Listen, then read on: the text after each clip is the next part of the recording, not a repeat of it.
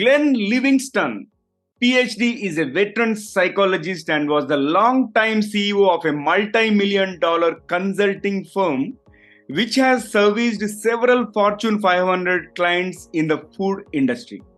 Glenn has sold 30 million of marketing consulting services over the course of his career, and you may have seen his or company's previous work, theories, and research in major periodicals like the New York Times, the Los Angeles Times, the Chicago Sun-Times, the Indiana Star Ledger, the New York Daily News, American Demographics, or any of the other major media outlets you see on this.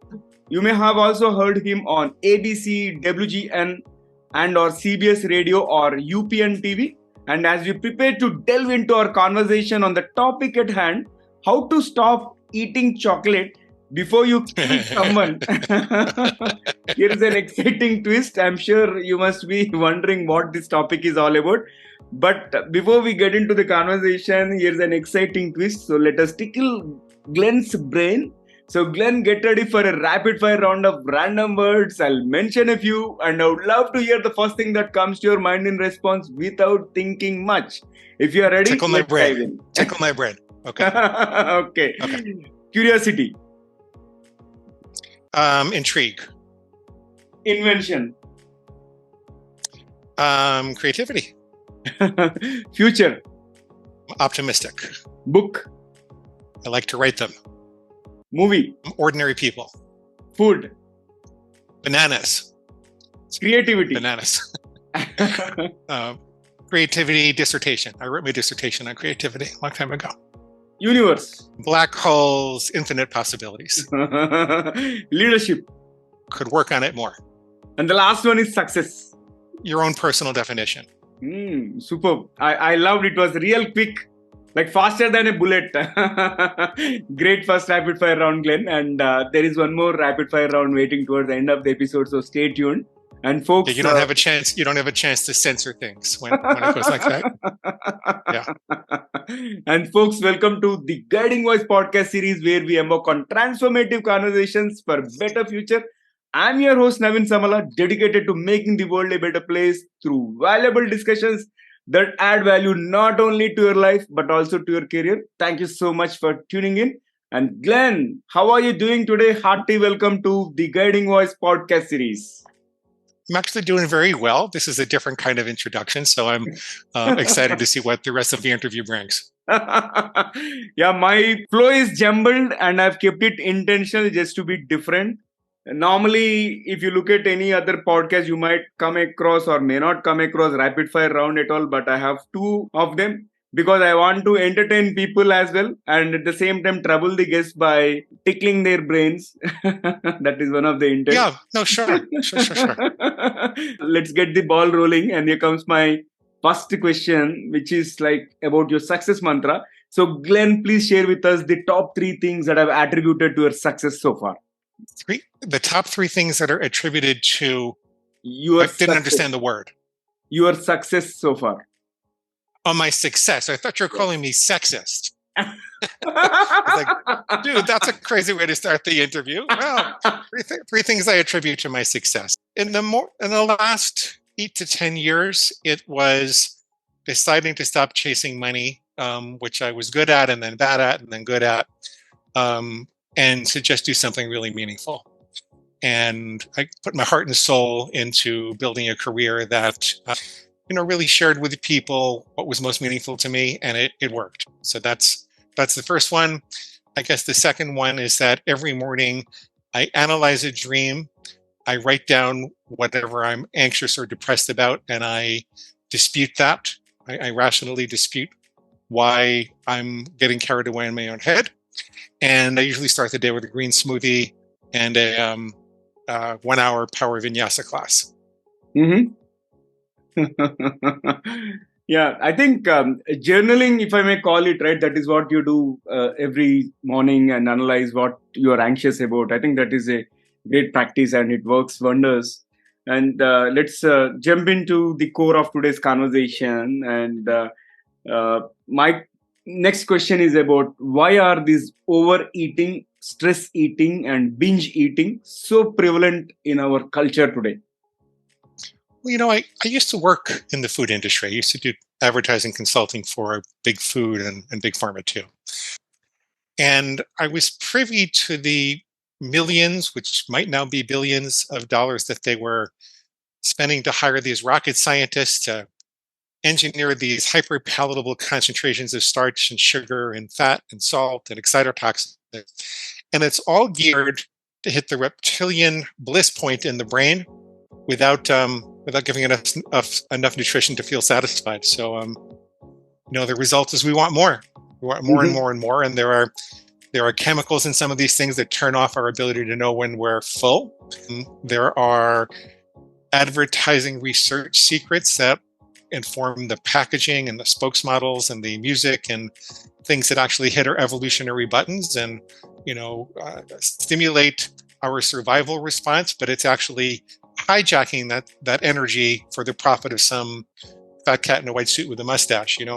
So and Lewis Black said, you could walk out of a Starbucks and see another Starbucks across the street. He said that's how he knew the end of the world was coming. But the truth is you can walk out of any fast food place or a convenience store and right across the street is someplace else you can get a few 100,000 calories for not that much money. And so we have a perfect storm. It's like we've all tacitly agreed to slowly kill ourselves with food while we joke it off and say, ha, ha, ha, just hand over the chocolate, nobody gets hurt. Ho, ho, ho. But it's painful if you look at what's happening to, our health and the epidemic of diabetes and heart disease and cancer. It's painful. Yeah. It's painful what we're going through. And Dr. Glenn, what makes you uniquely qualified to make this comment? But besides the fact that I work for the food industry, I'm not just a psychologist who decided to work with overeaters. As a matter of fact, for the majority of my career, I specifically avoided it because I had a problem myself. Mm-hmm. I always say I lost a war with a piece of pizza in 1982 when I didn't look back for 20 years. I'm 6'4". I'm genetically modestly muscular. Mm-hmm. And when I was a kid, I could eat whatever I wanted to if I worked out a couple hours a day. Whole pizzas, boxes of muffins, boxes of chocolate bars, cases of soda. It was crazy. And I didn't think it was a problem. Like Doug Graham says, I thought it was a superpower. Mm-hmm. But when I got a little older, when I was married and I, didn't have the time to work out 2 hours a day because I was commuting 2 hours each way to go to graduate school and see patients, I found the food still had a hold on me and I couldn't ramp it down. I'll make a long story short, over many years, I went the traditional route looking for psychotherapy to make me better, figuring I could heal the hole in my heart and then I wouldn't have to fill the hole in my stomach. But it didn't really work. I get a little thinner and a lot fatter, a little thinner and a lot fatter. It was soulful, it was meaningful, but it didn't really help me with the overeating. And my top weight was probably almost 300. I stopped weighing myself before that because I was so mad at myself about it. Mm-hmm. But the worst part was the food obsession. I was sitting with suicidal patients or people right after, they discovered an affair or something in their marriage, and I'd be thinking, when can I get the next pizza? And I think I made up for it by studying a lot and being a really hardworking, smart doctor. But I wasn't as present as I could have been in my early career. And I certainly wasn't as thin as I could have been in my early career. Eventually I flipped the paradigm. Eventually I caught on that if you look at what the industry is doing, those are external forces. That has nothing to do with the fact that, my mama didn't love me enough. Those are external forces. If you look at the way that the brain works, the seed of food addiction is really like the feast and famine response in the reptilian brain that will push your rational brain aside and say, forget your silly diet, screw it, just do it. We need this right now. Just hand over the chocolate and nobody gets hurt. That's where that line comes from. That's the joke. And I did this 40,000 person study where I discovered some emotional connections between what people eat and what they couldn't stop eating, was what they were stressed about. Chocolate turned out to be people that were a little lonely or brokenhearted or depressed. And I was a chocolate guy. So actually I asked my mom, what happened? Like, how did I get hooked on chocolate when I felt lonely or depressed? Because I wasn't happy in the marriage at that point.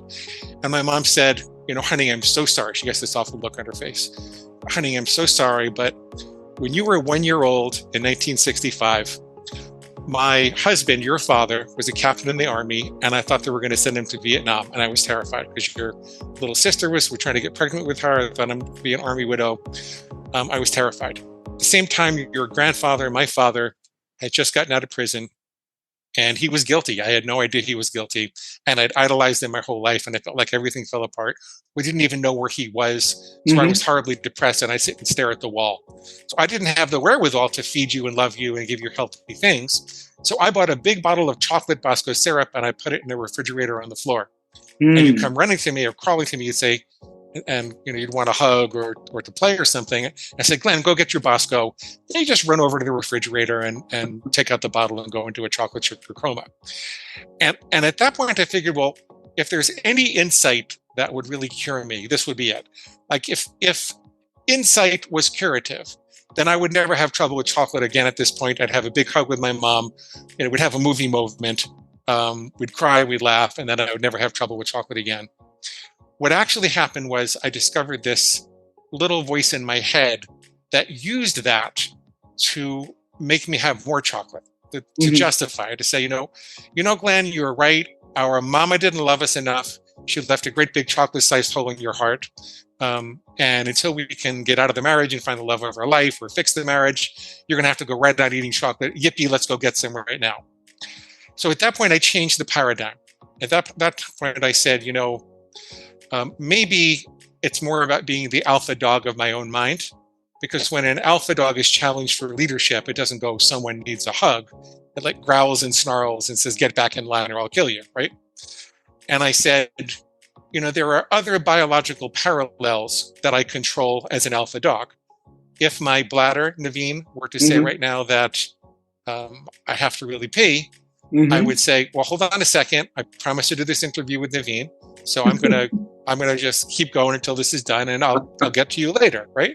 Yeah. If there was a really attractive woman running on the beach right now, I can't run out and kiss her. There are ways to go about that. I'm pretty shy, so I just ran the other direction. And so I decided that I would take control. I was not going to teach any of this. I wish I used another name for this, but I decided that I was going to draw very clear lines in the sand. So I knew when this reptilian brain was waking up. Like I will never have chocolate on a weekday again. And then I decided that if I heard a little voice in my head that said, go ahead, you worked out hard enough, a couple of bites are not going to kill you, just start your silly rule again tomorrow. I would say, wait a minute, that's not me. Chocolate on a Wednesday is pig slop. That's my inner pig squealing for slop. It's a little embarrassing, but that's what I did. And it woke me up. It wasn't a miracle, but it started to wake me up at that moment of impulse, kind of separate stimulus and response, remove that automatic behavior. And there's a wide variety of things I discovered I could do with that space between stimulus response that very slowly got me better. Wrote a book about it 8 years later when I got divorced. I kept a journal for a lot of years about all the things the pig said and why it was wrong. About 8 years later, I wrote a book about it. I had no idea it was going to get so popular. No. And now I've got over 1 million readers, and we've had 2,000 clients, and people don't really recognize me, but sometimes they'll point at me in a bookstore and go, you're the pig guy. You're the pig guy. So I don't know my name.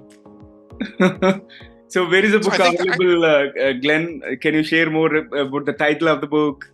And you said it has reached 1 million readers. Congratulations on that. Well, so I've actually written 8 books, and it's the latest book you should really read, which does not have 1 million readers yet because it's only out for a month. It's called Defeat Your Cravings, and you can get it for free at defeatyourcravings.com. Okay. So if you could share me the link, I'll publish it in the show notes. So whoever has tuned into the episode, refer to the show notes or the episode description for Glenn's books, okay? And including the most recent one. Apart from that, you will also find his credentials in case if you want to connect with him. He would be happy to connect. And Glenn, let's move forward. And here comes my next one. Is ending this overeating really complicated? It's actually a lot simpler than it's made out to be. But it's simpler in the way that if someone has cut a path for you up a mountain, all you need to do is follow that path. But you still have to walk up the path. It requires some energy and some work, and so some people shy away from it. There's a lot of mythology in the culture about how to do it, and that's why people have so much trouble. One of the mythologies is that it's not a good idea to make a hard and fast rule. And so they'll tell you just eat well 90% of the time and indulge yourself 10% of the time instead. That's a good guideline. It's kind of sort of a good idea. But the problem is that you don't know which is the 90% and which is the 10%. So every time you're in front of something tempting, you have to make another food decision. Willpower is the ability to make good decisions. You can only make so many good decisions every day. So in the absence of a hard and fast rule that has made your difficult food decisions beforehand, you're wearing down your willpower all day long. And so people have a very hard time getting through. That's why so many people start out with the best of intentions in the morning, and then by the time they get home at night, they say, screw it, just do it, right? So that's one thing. Most people live life like the Henry Fellow Longsworth. I forget his full name, but there's a poem that says, when she was good, she was very, very good. And when she was bad, she was horrid. And that's how most people eat. They go through these cycles where they're trying to diet. They're trying to be really good. They're being really, really strict. And then they say, screw it. And they just let loose, right? Yeah. What that does is it signals to your brain that you live in a feast and famine environment, that sometimes there are a wealth, a plethora, an abundance of food available, and sometimes there's nothing available. If your brain thinks you live in a feast and famine environment, then the moment that it thinks there's really food available, it's going to want to go to town. It's going to want to really overeat. The other problem with that is that setting the bar so high when you're trying to be so strict is it's something you can only really achieve when you're feeling really motivated. When you don't have your mojo one day, you're in a foul mood, and you look at this set of rules or this diet you set up for yourself, you're going to say, screw it, I just don't want to do it. The problem with that is that if you don't see yourself doing something consistently, you're not leveraging the identity function in your brain. Yeah. Your brain comes with a built-in shortcut that says, well, like if I see myself not having chocolate during the week for a couple of months, my brain starts to say, well, I'm just a person that doesn't eat chocolate during the week. It's not like I'm gritting my teeth and holding on for dear life, because there's this Nazi food policeman following me around saying, you will not have chocolate during the week. It's more like I've just become someone who doesn't eat chocolate during the week. And by the way, if you ask people, could you give up chocolate during the week entirely? They'll go, I don't know. If you say, could you become someone who doesn't eat chocolate during the week? They'll say, yeah, maybe I could do that, because we all kind of know that character trumps willpower, right? Character is what we habitually do at the moment. And so if you set one simple rule, for example, if you start with something simple but achievable, just to prove that you're in control and not this inner reptile, I'll never go back for seconds, or I'll always put my fork down between bites, or I won't go into a restaurant without writing down what I'm going to eat first. If you pick one simple rule that you could and would do that would make a difference, but it's not going to be too onerous, then you'll do it. And you do it for a month or two, and all of a sudden you're just a person who does that. And then you have some sense of success. What happens in today's society, between the overwhelming stimulation, the overwhelming number of decisions people have to make every day about not just food, but everything else, the fatigue, all the organismic distress that causes, is that we wear ourselves down and we just can't hit these high bars. And so people think they can't control themselves. But you actually can. Yeah. That is clear. And how can someone create their own food plan? Well, like I say, you start with one simple rule. It could be something you'll never do again. Like eventually I evolved to the point where I just don't eat chocolate. I will never have chocolate again. Or I'll call that a never rule. It could be something you always do. Like I always start my day with a 16-ounce green smoothie. Or maybe it's something you do under only certain conditions. Like I'll only ever have chocolate on Saturdays, no more than 3 ounces, and only after my workout in the morning. And we call that a conditional rule. And the thing about conditional rules is, in 2 out of 3 people, you're able to extinguish the cravings in every other situation. It's kind of like if you had a slot machine that only paid off on Saturday mornings. You wouldn't bother going to the casino all week long. You wouldn't even want to go to the casino all week long because you know it only pays off on Saturday mornings. Your brain eventually gets the idea, and and so you can extinguish the cravings otherwise. 1 out of 3 people needs to abstain entirely. Unfortunately, I can't really tell who those people are beforehand. So most people want to take the risks and keep their freedom and assign some particular conditions. And I tell them if you try 4 or 5 times and you're still not able to do it, then you probably need to give it up. Amazing. Yeah. And Glenn, let's also talk about how can people think less about food and more about life? Can we divert their attention? Well, if you make a list of the foods that you're obsessing about, not every food that you eat because you want to leave as much spontaneity in your diet as you can. But if you make a list of the troubled areas, kind of like when you're a city traffic planner, you would survey the landscape and you would make a list of areas that need stoplights and stop signs. And then you ask yourself, so let's say I have trouble with chocolate, I have trouble with pizza, and I have trouble with cheese. And then I ask myself, well, what role do I want chocolate to play in my life? What role do I want pizza to play in my life? What role do I want cheese to play in my life? And then you install the appropriate regulation, the appropriate kind of a rule, just like you'd install a stop sign or a stoplight or a yield sign, right?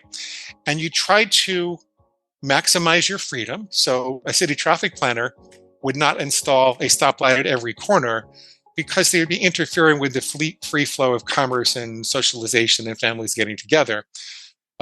Yet if they neglected to install a stoplight at a dangerous corner, then they'd be putting the populace at risk. So it's kind of the same thing. You look at a list of your difficult areas and you install regulations for them. Once those regulations are there, if you follow them for a while, your brain will recognize, just like what I was telling you about the slot machine, that there's no point in craving those things if you're not going to have them in other conditions. See, our brains are very efficient. They don't want to waste energy. And so our brains they're calorie acquisition machines. And so if it thinks there's an opportunity to acquire calories, then it's going to obsess like a toddler would obsess in a toy store if they think you're going to buy them a toy. But if they know you're only going to get it on Saturday, they're not going to throw a tantrum during the week eventually. So that's how you stop thinking about food all the time. Just like once you know the rules of the road, you know what you're going to do at a stoplight. You can kind of daydream while you're driving, right? You don't have to be thinking, oh my God, I'm coming up on a stoplight. You know what to do. And your brain just goes to other places. You can have conversations. You can enjoy your life. Got it. Very clear. And this has been fabulous conversation with lots of personal stories and also lots of tips in terms of how to extinguish cravings and many more. So with that, let's flip to the second rapid fire round. I'm going to kick off the second round with another set of intriguing questions. And if you are ready, we'll get started. I'm ready. Bring it on. Okay, here comes my first bullet. If you could have one gigantic billboard anywhere with anything on it, what would it say? It would say, pause before you eat. Wow. That's what it would say. Nice. And second one is invisibility versus super strength. Between invisibility versus super strength, which one would you choose and why? I think I would choose invisibility because I'm fascinated by what people do. And as a psychologist, I've heard thousands of people tell me things that they wouldn't tell other people, but it's not the same as if actually observing them behaving. So I guess I'm a little bit of a warrior like that. Yeah. Okay. But I would watch too much sex or anything like that. I might want to, but I wouldn't do it. I wouldn't do it. Here comes the next one. Can you describe yourself in just one word? I'm driven. And if you were made the president of the United States, what is the first thing that you would implement or change? Even what's his name? I can't believe I can't remember his name. He said death penalty for parking violations. That's the first thing that came to my mind. I grew up in New York, where it's always hard to find a parking space. So he said death penalty for parking violations. That's a joke, but. Okay, here comes the next one. If you could have a conversation with any inanimate object, which one would it be and what would you talk about? An inanimate object, I would like to have a talk with the ocean and ask it why it's so different every day. Interesting. And here comes the last one. If you could invent, or maybe I'll rephrase this. What is one electronic gadget or a fantasy gadget that you'd like to see or invent yourself? An electronic gadget that I would like to invent myself. I would like to invent a smartphone that didn't lose its charge so quickly. That's what I would like to have. Or a smartphone that doesn't need any charging, which is powered always. Yeah, it's solar or something like that. Yeah, exactly. Interesting one. I think we might see it shortly. And that was a great rapid fire. Let's flip back to the mainstream. So, Glenn, share one tip to our audience with regard to how can maybe one tip which they can immediately implement it right away, which will actually help them extinguish the cravings and stop overeating. Well, I mean, actually, I already did. Think of one simple rule, and then, but the other piece of that is once you have one simple rule, like I will always put my fork down between bites, which is harder than it sounds. Then you're going to immediately notice that you've bifurcated your thoughts into two parts. There are going to be thoughts that suggest that you do that and thoughts that suggest that you don't. It's not a natural thing to do. It's more natural to eat as fast as you can when you see the food is available. So observe those two different sets of thoughts. And when you observe the thoughts that suggest that you shouldn't, ask yourself, what's wrong with that way of thinking? Challenge that thought. Like if it says you could just start your rule again tomorrow, then what's wrong with that thought is that it's not just as easy to start tomorrow, because if you have a craving and you indulge the craving, you're going to reinforce the thought that came right before the craving, and you're going to reinforce the craving itself. So it's going to be harder to do it tomorrow, and you're going to be more likely to say start tomorrow if you do it today. So you can only ever use the present moment to be healthy. If you're in a hole, stop digging. So that's what I mean. You find these seductive thoughts, and then you rationally challenge them and prove them wrong. And what that does is it takes away the justification that you have for breaking the rules. You can still break them if you really want to, but it's like the difference between going down a grease chute versus a slide that has some sandpaper and sawdust and maybe a little glass on it. It becomes a lot more uncomfortable to break the rules when you do that. Good one. Thank you for that tip. And before I let you go, please share with me, how is your experience being hosted on The Guiding Voice? Oh, it's very interesting and different. I enjoy this. Yeah, thank you. And I also thoroughly enjoyed the conversation with a lot of stories, anecdotes, and a lot of tips, most importantly. And thank you. I really appreciate you taking time in terms of joining this conversation and sharing valuable insights. And really appreciate it, Glenn. Looking forward to many more conversations in future. Thank you so much. Thank you. Can I tell people to go to defeatyourcravings.com to get a free copy of stuff? Yeah, please. Let's talk. That's what I want you to do. If you go to defeatyourcravings.com, click on the big blue button, you'll be led to a reader bonus list where you can get a free copy of the book in Kindle, Nook, or PDF format. We have traditional copies for a traditional charge, but you can get a free copy. You'll get a set of food plan starter templates. So this is a diet agnostic program. You can do it on any dietary philosophy, any reasonable dietary philosophy you want to. So point counting, calorie counting, ketogenic, macrobiotic, plant-based, carnivore. It doesn't really matter as long as you're nutrifying yourself. And then I recorded a full-length set of coaching sessions for free because I know this sounds a little weird and harsh and there's a lot to it. And if you listen to it, you'll see it's actually a very compassionate process that takes people from feeling confused and despairing and pessimistic about ever getting their food under control to feeling optimistic and confident in just one session. So it's defeatyourcravings.com. Click the big blue button. Right. Feature Cravings. Awesome. Featurecravings.com and hit the big blue button. The link is available in the show notes, guys. And thank you once again, Glenn. And I really appreciate you sharing the insights with our audience. And looking forward to many more interactions in future.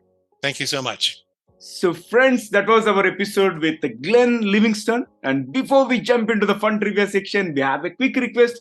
If you haven't already subscribed to our podcast, please subscribe to The Guiding Voice from wherever you have tuned in, because subscribing keeps you updated on new episodes. And if you have enjoyed this conversation and found it useful, please share with at least 3 of your friends or colleagues who would also like The Guiding Voice. So spread the knowledge and also help others grow just like you. Now let's cruise into the trivia segment. And today's trivia is about eating. And we have had a very good discussion about how to stop the cravings and how to avoid overeating. I thought I would present you a few more facts which are going to complement what Glenn has already mentioned. And the first one is about umami, which is the 5th taste.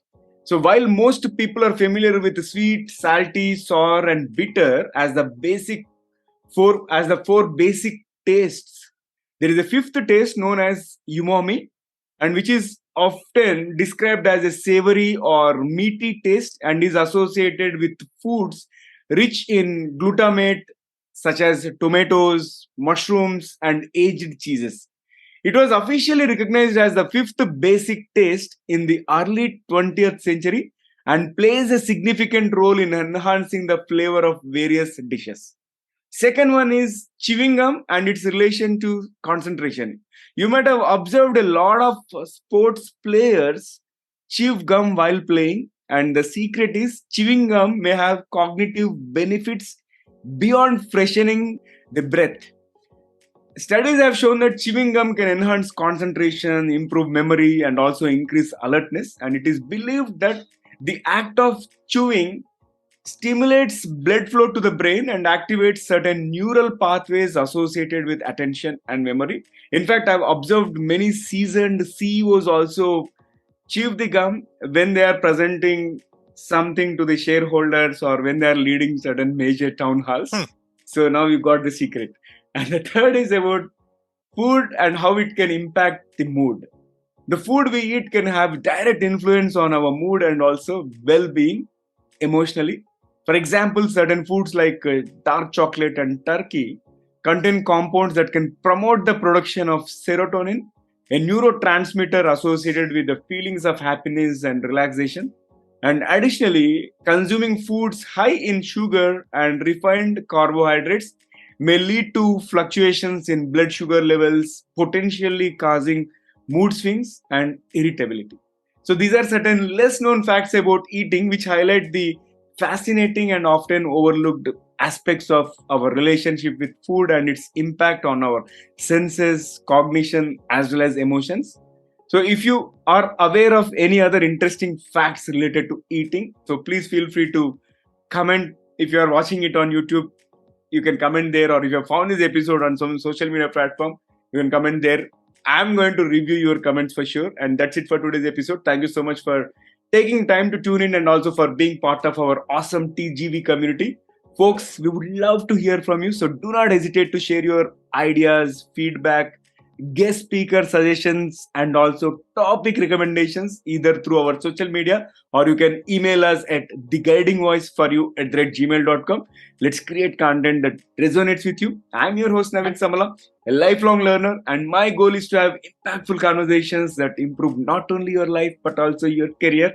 Until next time, take care and stay inspired. Remember, the future holds great things because the best is yet to come. Goodbye for now. See you all in the next episode with another amazing guest.